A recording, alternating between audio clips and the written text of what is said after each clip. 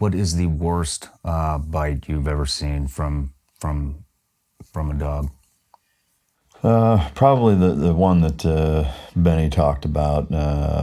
His dog Digo was in Iraq, and it was an ambush scenario where they were, understanding that they were about to be ambushed, and they sent the dog and the way that it was like a palm grove or something like that, and they had some sandbags set up where it was just kind of a little gun port, the barrel sticking out of it, kind of aimed down, and the guy was behind it, sitting, with his face and neck right through that gun port, and Digo air scented him, came flying through and jammed his muzzle right through the air, the port there.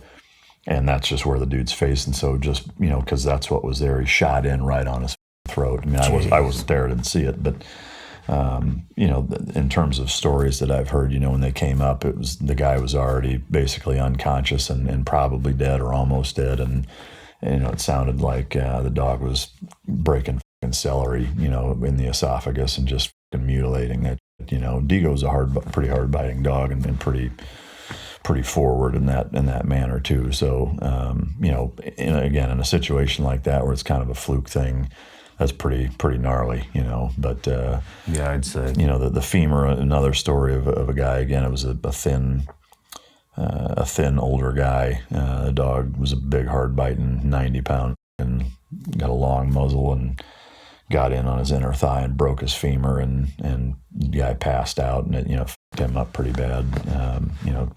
Things like that aren't uncommon. I mean, the dog that showed you that picture of I still have a pretty good sized scar on my forearm where the dog bit all the way through the bite suit and filleted my forearm open. That dog was a law enforcement dog here in the United States that had, 15, 16 live bites, I think, and they were all fucking gruesome because he was just that hard biting of a dog. One of them was, he bit the guy in the back of his leg. He was hidden in a tree stump, and the first part he got to was, right behind the knee, upper calf area, and peeled his entire calf muscle completely off of his leg.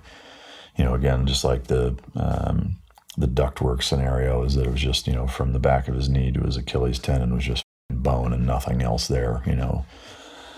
When you get a dog that's angry, that bites that hard, that is well trained, and has some time to work that person over, wherever they grab is generally going to be destroyed. Yeah. So